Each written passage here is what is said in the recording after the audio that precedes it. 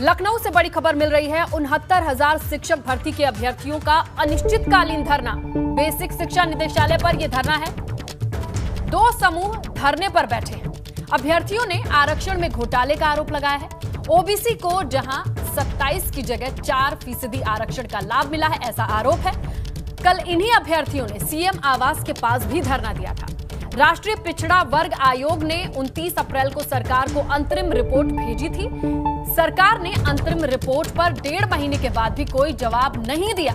अभ्यर्थियों के अनुसार आयोग ने माना कि भर्ती में 5,844 सीटों पर गड़बड़ी हुई है। तो इन तमाम मांगों को लेकर अनिश्चितकालीन धरने पर बैठ गए हैं ये तमाम अभ्यर्थी। अपने मांगों को लेकर, जहां पर 2 ग्रुप में बटे हैं, ये 2 तरीके की मांगे हैं और धरना प्रदर्शन एक साथ मिलकर कर रहे हैं। चलिए रुक करते हैं हमारे सहयोगी शैलेश अरोड़ा का और जानने की कोशिश करते हैं। शैलेश, बताइए, आप जहां मौजूद हैं, 2 तरीके के अभ्यर्थी हैं लेकिन उनकी मांगे हैं और ये बड़ा धरना प्रदर्शन चल रहा है। निश्चित रूप से श्रीलता, यहाँ पर हम सबसे पहले दृश्य दिखाते हैं। जो नज़ारा है यहाँ का बेसिक शिक्षा निदेशालय परिसर का, आप देख सकते हैं अभ्यर्थी किस तरह से यहाँ पर बैठे हुए हैं। अनिश्चितकालीन धरने पर यहाँ पर ये लोग बैठ गए हैं। और यहाँ पर अगर इनकी मांगों की बात करें तो देखिए, 2 समूह हैं, उनकी तर्क अलग है, मांग अलग है, लेकिन उद्देश्य सिर्फ एक है, शिक्षक बनना, भर्ती। सीधे इन अभ्यर्थियों से बात करते हैं। सबसे पहले हम बात करेंगे उन अभ्यर्थियों से जो आरक्षण घोटाले की बात कर रहे हैं, जिनका कहना है कि भर्ती में आरक्षण नियमों का घोटाला हुआ है।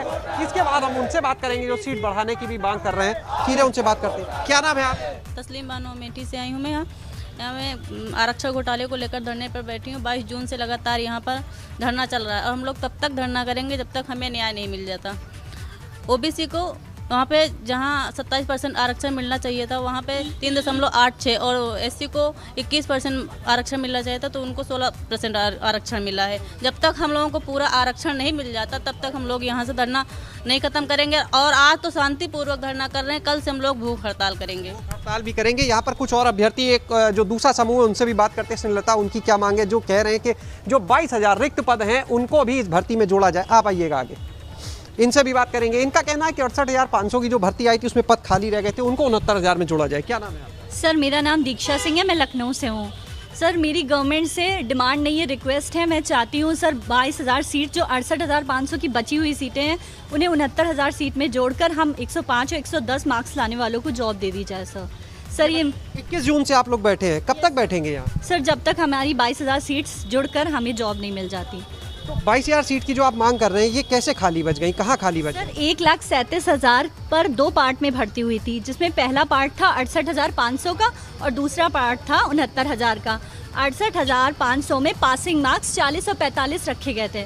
उसके बाद भी वो पास नहीं कर पाए और 22,000 सीट्स खाली रह गई। सीट्स खाली रहने के बाद हमारे सीएम जी ने कहा कि हमारे पास योग्य अभ्यर्थी नहीं है। अब 69,000 भर्ती निकालने के बाद जिसका पासिंग मार्क्स 90 और 97 था, उसमें बच्चों ने 1,46,000 बच्चों ने 90 और 97 मार्क्स पर पास किया और हम 105, 110 मार्क्स लाने वालों को जॉब नहीं मिली है और 90, 97 वालों को जॉब मिल गई है। सर, हमारी ये रिक्वेस्ट है, प्लीज़, हमारी सारी जनरेशन ने आपको वोट किया है और हमें ये सीट्स दें जिससे हमें जॉब मिल सके। आपसे बात करेंगे, आप खड़े होइएगा। क्या नाम है आपका? विजय कुमार नाम है। मैं इलाहाबाद से हूँ सर। आप क्या कहना चाहेंगे? आप लोग की क्या मांग है? हमारी सिर्फ एक मांग है कि 69,000 सहायक शिक्षक भर्ती में जो संविधान प्रदत्त जो आरक्षण है, ओबीसी के लिए 27% और एससी वर्ग के लिए 21%, और ये हम डिमांड ऐसे नहीं कर रहे हैं कि हम अपनी मर्जी का कुछ चाहते हैं। हमारी शिकायतें थी, उस पर सुनवाई करते हुए राष्ट्रीय पिछड़ा वर्ग आयोग, जो एक संवैधानिक संस्था है, उन्होंने पूरी रिपोर्ट तैयार करके सरकार को सौंपी है, जिसमें साफ साफ बताया गया है कि ओबीसी वालों को जो 27% इस भर्ती में रिजर्वेशन मिलना था, वो मात्र 3.86% आरक्षण मिला है। रिपोर्ट आने के बाद अधिकारियों से, मंत्री से मुलाकात हुई? हमने मंत्री जी तक अपनी मुलाकात करके बात पहुंचाने की कोशिश की, लेकिन उनसे मुलाकात नहीं हो पाई। हमारे कुछ साथी गए भी थे, लेकिन मंत्री जी ने रिपोर्ट लेने के बाद सिर्फ ये कह दिया कि हम आपको समय देंगे और इस पर हम देखेंगे क्या हो सकता है। और दूसरी बात, हम अधिकारियों से मिलने के लिए हम 22 जून को हम लोग यहाँ धरना दे रहे थे, तो काफ़ी मशक्क़त के बाद हमारी मुलाकात डीजी सर से मुलाकात करवाई गई और उन्होंने सब कुछ मानने से इनकार कर दिया। यहाँ तक कि उन्होंने आयोग की रिपोर्ट भी मानने से इनकार कर दिया। उनका ये कहना था कि हमारे और आयोग के बीच की बात है, हम उसको देखेंगे। हमारी सिर्फ एक डिमांड है कि आयोग की रिपोर्ट लागू करते हुए जो हमारा संविधान प्रदत्त आरक्षण का जो प्रावधान है उसको पूरा करते हुए किया जाए। देखिए स्नेहलता, बड़ी बात है कि बिल्कुल। जैसा अभ्यर्थियों की अगर बात को माने, देखिए क्योंकि अधिकारी तो बात ही नहीं कर रहे इस मुद्दे पर, वो तो किनारे हैं। अगर उनके तर्क सही है, अगर अधिकारियों को लगता है कि भर्ती सही है तो उन्हें बात करनी चाहिए, अपना पक्ष रखना चाहिए मीडिया के सामने। लेकिन सवाल उठेगा आखिर क्यों वो मीडिया के सामने अपनी बात नहीं रख रहे हैं? ले जाएगी शैलेश, आखिर अगर ये सवाल कर रहे हैं, जो भी वाजिब जवाब है इन्हें दीजिए, आश्वासन दीजिए, क्योंकि जगह जगह ये धरना प्रदर्शन कर रहे हैं। नहीं तो फिर धरना प्रदर्शन की आस में ठोकरें खा रहे हैं। इनसे संवाद कब होगा, ये बेहद अहम है। आपका शुक्रिया तमाम जानकारी के लिए। आगे बढ़ते हैं, बात करते हैं आगरा की। एबीपी गंगा की खबर का बड़ा असर देखा गया है। अब जाकर प्रशासन जागा है। एडीएम सिटी, एसडीएम और जो क्षेत्राधिकारी हैं वो अब शहीद के घर पहुंचे हैं। पूरा मामला मांगे पूरी ना होने की वजह से शहीद की पत्नी धरने पर थी, क्योंकि 2.25 साल पूरे होने के बावजूद जो शहीद होने पर घोषणाएं की गई वो पूरी नहीं हुई। इंतजार कितना किया जाए, ये बड़ा सवाल आकर के खड़ा हो गया परिवार के सामने। तो जब 2.25 साल पूरे हो गए तब धरने पर बैठे शहीद के घर के लोग और शहीद की पत्नी खुद धरने पर थी। और इस खबर को प्रमुखता से एबीपी गंगा ने दिखाया और अब इस खबर का असर हुआ है आगरा से। चलिए हम सीधा रुख करते हैं हमारे सहयोगी नितिन का और जानकारी लेने की कोशिश करते हैं कि अब बात कितनी आगे बढ़ी है नितिन, क्योंकि सब्र का, इंतजार का कोई तो एक सीमा होता है, समय अवधि होती है। 2.25 साल बीतने के बाद अब कितनी चीजें आगे बढ़ी हैं, जरा बताइए। स्नेहलता, थोड़ी देर पहले यहाँ एडीएम सिटी प्रभाकांत अवस्थी, एसडीएम सदर वीके गुप्ता और जो सीओ हैं सदर वो पहुँचे हैं। प्रशासन और पुलिस पहुँचा है और जो कहा जाए शहीद की जो पत्नी हैं ममता रावत, उनसे बात की है, उनके बच्चों से बात की है, एक भरोसा आश्वासन दिया है। सवाल ये है कि 2.25 साल तक आखिर प्रशासन कर क्या रहा है। लगातार मुख्यमंत्री कार्यालय के भी कई सारे चक्कर इन्होंने काट चुके हैं। जिला विकास अधिकारी को जो आर्थिक मदद देने की जो घोषणा की गई थी, जो उस समय जो कहा जाए फंड रेज किया गया था, उसमें गबन हुआ था, उनको सस्पेंड किया गया। लगातार ये मामला जब जिलाधिकारी एनजी रवि कुमार थे तब भी ये परिवार लगातार गुहार कर रहा था, अब जब जिलाधिकारी प्रभुएन सिंह हैं तब भी। लेकिन स्थिति जस की तस है। हालांकि ये है कि यहाँ जो मूर्ति जरूर स्थापित हो गई है लेकिन अभी तक उसका अनावरण नहीं हुआ है। इसके साथ ही बेसिक शिक्षा विभाग की तरफ से जो मदद मिलनी थी 65 लाख से ज़्यादा की, वो अभी तक चीज़ें उनके अकाउंट में पैसा नहीं आया है। संपर्क मार्ग का नाम नहीं अभी तक रखा गया है। जो प्राथमिक विद्यालय है उसका नाम रखा जाना है वो अभी तक नहीं हुआ है। इसके साथ ही जो प्रवेश द्वार जो जितना भव्य बनना चाहिए, ये बाकायदा एक शासनादेश है उत्तर प्रदेश सरकार का। और आज हमने 11:30 बजे जब ये खबर चलाई, खुद डिप्टी सीएम के कानों तक ये बात पहुंची। राजकुमार चाहर जो सांसद, उनसे बात की तो प्रशासनिक अधिकारियों के फ़ोन आए हमारे पास, हमने इस बात को रखा और उसके बाद तमाम अधिकारी यहाँ पहुँचे हैं, परिवार से बात की है। अब बात करते हैं उनके शहीद के जो बच्चे हैं उनसे, बेटों से। बेटे और बेटी, आप बताइए, आपसे लगातार बात हुई है, अब आपने सारी चीज़ें रख दी हैं और किस तरीके से कितने समय से आप भटक रहे हैं, क्या कह के गए हैं आप? एक वही आश्वासन जो पिछले 2 साल से मिल रहा है। हमसे पूछ रहे हैं कि अब इसका क्या सॉल्यूशन किया जाए। जब आपने कुछ कठिनाइयाँ उपलब्ध करी हैं तो उनका सॉल्यूशन भी आप लोग देखिए ना। जब 8 महीने तक पैसा आगरा प्रशासन के पास रखा रहा, क्या कर रहा था? ब्याज बना के दे रहे हैं क्या उनको? ब्याज बना के देंगे तो बात अच्छी है। 8 महीने तक यहाँ रखा, मार्च की सैलरी में पैसा डिटेक्ट किया गया। मार्च की सैलरी में डिटेक्ट करने के बाद अप्रैल, मई, जून, जुलाई तक रखा। अगर 8वें महीने के अंदर उसका डीडी बना के मुख्यमंत्री राहत कोष में डाल दिया गया। उसके बाद हम गए, हमें पता चला कि ये हम डीएम सर के पास गए। डीएम सर का कहना था कि हमारे हाथ में कुछ नहीं है, हम कुछ नहीं कर सकते। आप लगातार फ़ोन भी उठाना बंद कर दिया, आप कह रहे हैं कि लगातार नॉर्थ चिरचिबन मिलना ही नहीं, मिलते नहीं हैं सर। किसी मीटिंग में बिजी हैं सर, यहाँ बिजी हैं सर, वहाँ बिजी हैं, कोई टाइम नहीं। सकते हैं कि कौशल कुमार रावत ने अपना लहू देश के लिए कुर्बान किया है। उनकी जो पत्नी है ममता रावत, अभी भी हाथ में फ़ोटो लिए वो बैठी हैं। उनका कहना है कि उनको न्याय चाहिए। 1 हफ्ते पहले उन्होंने वीडियो वायरल करके ये कहा भी था। अब तो ये परिवार ही कह रहा है कि हम आत्मदाह को लेकर विवश होंगे।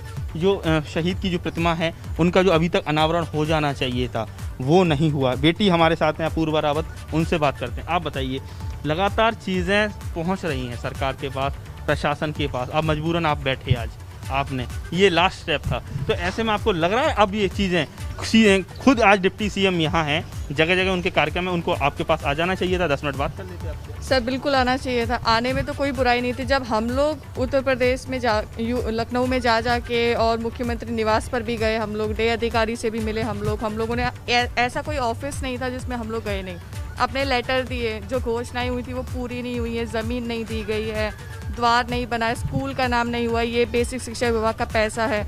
हमारे परिवार को बिजली और पानी फ्री देने का वादा किया गया था, वो भी नहीं हुआ। वो सारी बातें हम लोगों ने लेटर में लिख के हर जगह हर एक ऑफिस में दी गई। आज भी वो जिलाधिकारी आगरा के पास जब आप जाते हैं प्रभुवंश सिंह के पास, तो मुलाकात हुई है क्या मिलते ही नहीं, क्या कहते हैं? मिलते हैं, पर हम करवा देंगे, हो जाएगा, आप थोड़ा समय दीजिए, ये है हमेशा की तरह बहाने। और आपके साथ, आपके पिता के साथ 11 लोग और भी उत्तर प्रदेश के शहीद हुए हैं, आपके डॉक्यूमेंट्स भी उनके पास है, उनको कई सारी चीज़ें मिली हैं जो आगरा प्रशासन ने यहाँ नहीं दी है, क्योंकि पॉलिसी तो सेम है। तो आपको कैसा लगता है, क्या क्या चीज़ें हैं, किससे बात होती है, तो क्या क्या चीज़ें दूसरे ज़िलों के शहीदों को मिल चुकी हैं? हमारे अलावा 11 और शहीद थे यूपी से। जो चीज़ें हम अभी बोल रहे हैं वो उनको ऑलरेडी मिल चुकी हैं। वो ज़मीन, द्वार का और जो भी उनके लिए अनाउंस हुआ था वो ऑलरेडी उनको मिल चुका। उनको इतना भागना ही नहीं पड़ा, क्योंकि उनके डीएम ने खुद ही करवा दिया। उनको डायरेक्टली बोल दिया गया है, ठीक है ये सरकार की तरफ से अनाउंसमेंट हुआ है, 14 फरवरी 2019 में जो भी घोषणाएं की गई सरकार की तरफ से वो सभी पूरी हो गई। सिर्फ एक हमारा ऐसा परिवार है जिसे लखनऊ आगरा के चक्कर काटने पड़ रहे हैं। बिल्कुल, शहीद के लिए अगर ये हाल है, उनके परिवार के लिए, तो एक आम आदमी के लिए क्या किस तरह का प्रशासन का रवैया रहता है? ये बहुत दर्दनाक है और कहीं ना कहीं सोच जी। और तब परिवार की आस बनती है, वो भी उस वक्त जब उसने अपने को खोया है। तो ऐसे में उसकी जिम्मेदारी कितनी है, क्रेडिबिलिटी कितनी है, ये तमाम चीजें बहुत जुड़ के देखी जाती हैं। आपका शुक्रिया तमाम जानकारी के लिए। हैदराबाद से खबर, जहां एनआईए ने लश्कर-ए तैयबा के 2 आतंकियों को गिरफ्तार किया है। आपको बताएं, दरभंगा रेलवे स्टेशन पर विस्फोटक मामले में इन दोनों की गिरफ्तारी हुई है।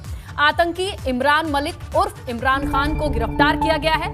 नासिर खान उर्फ नासिर मलिक को गिरफ्तार किया गया है। फिलहाल दोनों हैदराबाद के नामपल्ली में रह रहे थे। मूल रूप से यूपी के शामली के रहने वाले हैं दोनों। 2 आतंकी गिरफ्तार किए गए हैं। अगर इनकी डिटेल्स पर आप नजर डालेंगे तो दोनों मूल रूप से यूपी के शामली के रहने वाले हैं। इनकी धरपकड़ जारी थी और अब कामयाबी मिली है। नासिर खान उर्फ नासिर मलिक, इमरान मलिक उर्फ इमरान खान, इनकी गिरफ्तारी हुई है। मामला है दरभंगा रेलवे स्टेशन पर विस्फोटक से जुड़ा हुआ, जहां इस पूरे मामले पर इन दोनों की तफ्तीश चल रही थी। हैदराबाद से इन्हें पकड़ा गया है। एनआईए को यह सफलता मिली है। लश्कर-ए तैयबा के ये दोनों आतंकी हैं और इनकी डिटेल यह है कि ये शामली के रहने वाले हैं। हैदराबाद में रह रहे थे, नामपल्ली जगह पर छुपे हुए थे, जहां एनआईए ने इन्हें धर दबोचा है।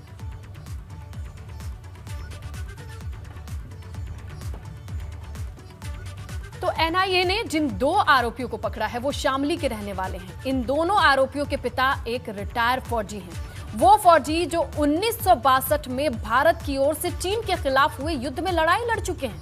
कैराना के जिस मोहल्ले में दोनों रहते थे, उस मोहल्ले वालों ने यह बताया कि दोनों भाई पिछले कई साल से हैदराबाद में रह के कपड़े का कारोबार कर रहे थे। तो यह है बैकग्राउंड उन 2 आरोपियों का, जिनकी गिरफ्तारी एनआईए ने आज हैदराबाद के नामापल्ली से की है। जब शामली में उनके बैकग्राउंड को खंगाला गया तो यह जानकारी निकल के सामने आई। लखनऊ से बड़ी खबर मिल रही है। यूपी कांग्रेस अध्यक्ष अजय लल्लू इस वक्त बड़ी बैठक कर रहे हैं। विधानसभा चुनाव की तैयारियों को लेकर यह बैठक चल रही है। कांग्रेस के सभी फ्रंट संगठनों के साथ ये बैठक है, जिसकी अध्यक्षता अजय कुमार लल्लू कर रहे हैं। महिला कांग्रेस, यूथ कांग्रेस, एनएसयूआई, प्रचार विभाग समेत तमाम अन्य लोगों के साथ इस वक्त बैठक चल रही है। 17 जुलाई को लखनऊ में बड़े आंदोलन की तैयारी में है कांग्रेस, ये इस वक्त की बड़ी खबर। तो अजय कुमार लल्लू की अध्यक्षता में इस वक्त एक अहम बैठक चल रही है। तमाम जुड़ी संगठनों को बुलाया गया है। बातचीत और मंथन का ये दौर है। बताया ये जा रहा है कि 17 जुलाई को लखनऊ में बड़े आंदोलन की तैयारी में कांग्रेस है और जिसकी रणनीति और ताना बाना बुनने का क्रम चल रहा है। अजय कुमार लल्लू की अध्यक्षता में ये बैठक है, जहां पर महिला कांग्रेस, यूथ कांग्रेस और तमाम दलों को इकट्ठा किया गया है। उनसे बातचीत चल रही है और ये रणनीति बताई जा रही है कि 17 तारीख को कांग्रेस किसी बड़े आंदोलन की ओर बढ़ सकती है। कोरोना के खिलाफ दुनिया भर में सीएम योगी का डंका बज रहा है। ऑस्ट्रेलिया सांसद ने सीएम योगी की तारीफ की है। कोरोना के खिलाफ जंग में सीएम योगी की तारीफ की है सांसद क्रैग केली ने। यूनाइटेड किंगडम देश की तुलना देश जो है उसकी तुलना उत्तर प्रदेश से की। जाहिर सी बात है, क्योंकि यूपी में 230 मिलियन आबादी के बाद भी कोरोना के सिर्फ 182 केस हैं, जबकि यूनाइटेड किंगडम में सिर्फ 66 मिलियन आबादी है, फिर भी वहां 20,479 केस हैं।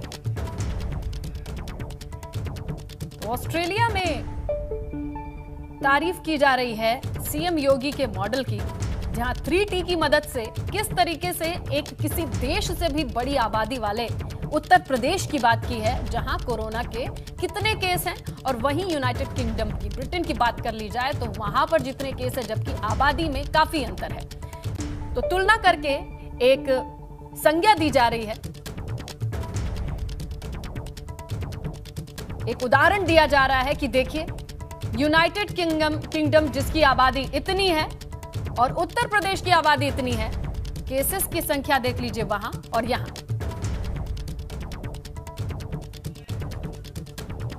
चलिए, ज्यादा जानकारी के लिए हमारे सहयोगी अनुभव इस वक्त फोन लाइन पर मौजूद है।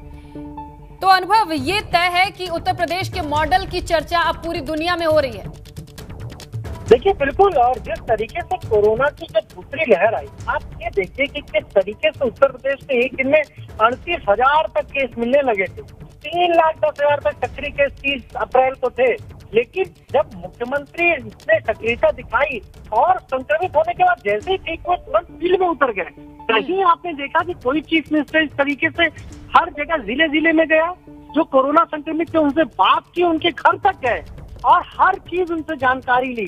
इसी की तारीफ की है जो MP है क्रैग केली। इन्होंने अपने ट्विटर अकाउंट पर साफ तौर पर लिखा है और डिटेल दिया है कि जो भारत का एक राज्य उत्तर प्रदेश है, जिसकी पॉपुलेशन 230 मिलियन है, वहाँ पर किस तरीके से कोरोना को कंट्रोल किया गया। पूरा जो पाई चार्ट है उसको भी उन्होंने दिखाया है और ये इसकी तुलना की है यूनाइटेड किंगडम से, यानी स्टेट से जहाँ के वो सांसद है वहाँ की तुलना उत्तर प्रदेश से की है। और ये लिखा है कि भैया जहाँ 67 मिलियन की आबादी है वहाँ पर किस तरह केस आ रहे हैं, और उत्तर प्रदेश जहाँ पर की आबादी 23 करोड़ के आसपास है वहाँ पर 182 मामले आ रहे हैं और ब्रिटेन में 20,479 मामले आ रहे हैं। तारीफ की है और लगातार न केवल अभी इन सांसद ने, बल्कि आप देखिए WHO ने तारीफ की। कोरोना का जो मॉडल था, जिस तरीके से उसका ट्रीटमेंट, ट्रैकिंग और टेस्टिंग का जो फॉर्मूला था योगी आदित्यनाथ का, उसकी तो पूरी दुनिया में तारीफ हो रही है। और अब ऑस्ट्रेलिया के जो ये सांसद हैं, जो यूनाइटेड किंगडम के क्रैग केली, इन्होंने भी अब तारीफ की है। तो जब काम इस तरह का हुआ है, उसकी सराहना न केवल देश में हाईकोर्ट कर रहे हैं, बल्कि दूसरे देशों के जो सांसद हैं वो भी अब तारीफ कर रहे हैं। बिल्कुल अनुभव, बिल्कुल आसान नहीं होता है इतनी बड़ी आबादी वाले राज्य में आपदा से उसे बाहर निकालना और इस स्तर पर ले आना। तो अब इसे कहते हैं पुटिंग ऑन द मैप। तो दुनिया के मैप पे भी कहीं ना कहीं उत्तर प्रदेश की छाप देखने को मिल रही है। आपका शुक्रिया तमाम जानकारी के लिए।